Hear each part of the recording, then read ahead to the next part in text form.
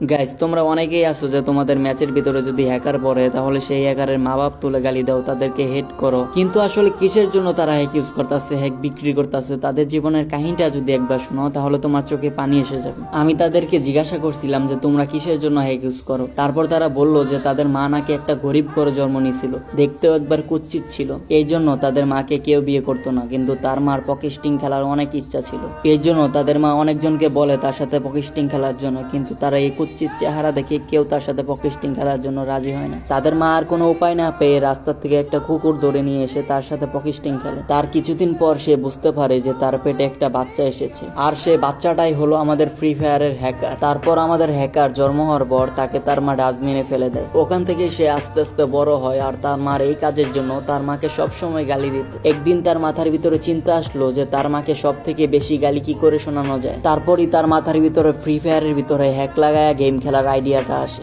আর তাদের আইডিয়াটা সফলভাবে কাজে লাগে। ঠিক এই জন্য তাদের মা বাপ তুলে গালি দিলে তাদের কোনো যায় আসে না, তারা আরো খুশি হয়।